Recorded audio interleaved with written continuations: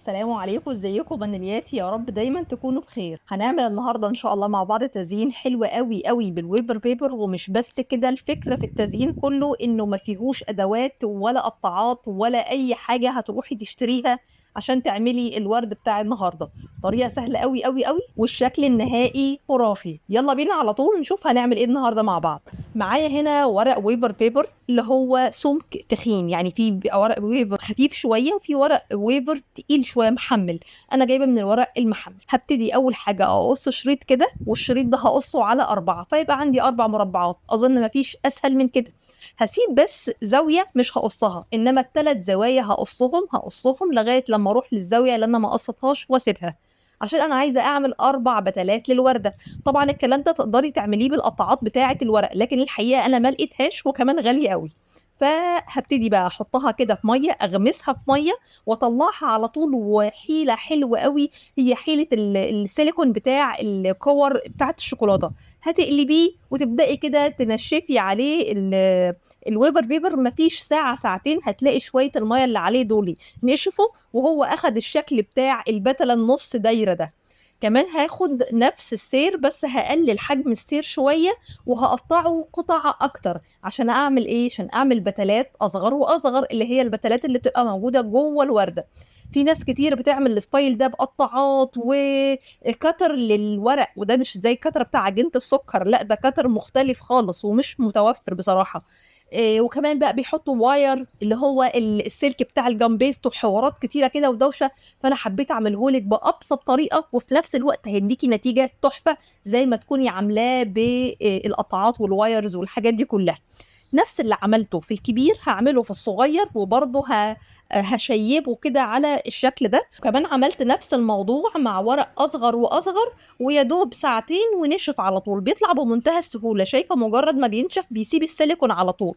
طريقة سهلة قوي قوي قوي، وتقدري تعمليه حتى لو ما عندكيش كور سيليكون. ممكن تجيبي الكرتونة بتاعة البيض وتغلفيها من الظهر بستريتش راب وتعملي نفس الحركة عليها، هتبقى تحفة. هبتدي بقى اجيب كده كل ورقتين وابتدي الزقهم في بعض بسنة مية وفرشة، وامسكها بس من تحت يا دوب ثانيتين 3. المية هتخلي الورق يلزق في بعضه، وبالتالي اعمل قلب الوردة او اللي هو الشكل الخارجي يعني بتاع الوردة. الشكل الخارجي بتاع الوردة بيبقى 4 ورقات، يا دوب كده 4 ورقات. وبمسكهم من البوز اللي انا ما قصتهوش، اللي هي الزاوية اللي انا ما قصتهاش، بحيث تديني الكيرف الحلو قوي قوي ده. وفي نفس المولد برضو اجي حطاهم كده، اسيبهم مفيش يعني دقيقتين 3 هتبدأ انها تنشف وتشد مع نفسها كده.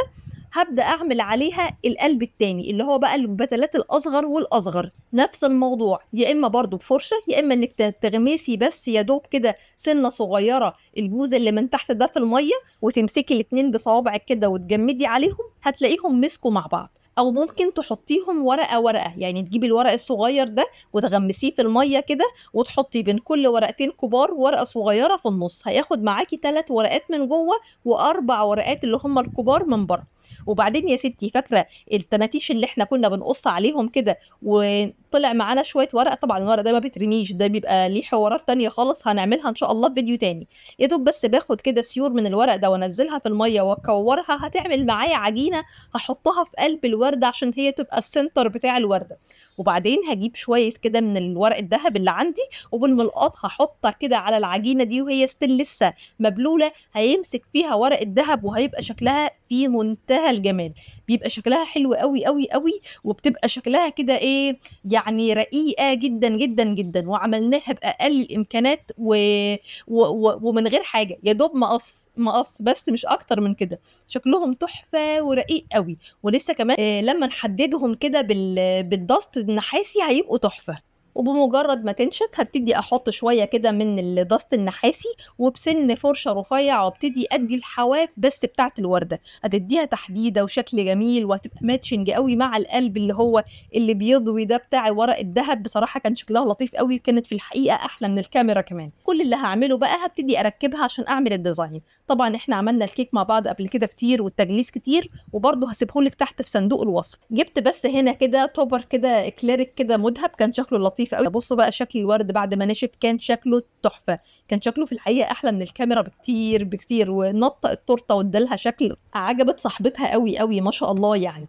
هابتدي بقى أرصهم كده بشكل دائري، يعني هابتدي آخدهم كده curve، curve، curve حوالين القلب، وهاحط كمان واحدة من ورا، وكمان كنت عاملة شوية بتلات لوحدهم من غير ما أركّبهم في وردة، وابتديت إن أنا أحطهم كده على التورتة. طبعًا التورتة كريم شانتيه، حد هيسألني يا ترى يا روعة مش بتتفاعل، يا ترى الورق ده مش هيتبل؟ لأ مش هيتبل ما تقلقوش، بتقعد في التلاجة يوم و2 والله وبتفضل زي الفل، والورق الجزء اللي بيتبل فيه هو الملامس للشانتيه بس، إنما الوردة كلها بتبقى زي الفل. أنا كده خلّصت النهارده الفكرة الجميلة بتاعة النهارده، فكرة إزاي تعملي ورد من الwaver paper بدون قطاعات للورق، وبدون cutters وبدون wire ولا سلوك ولا الجو ده خالص، بأسهل طريقة ممكنة.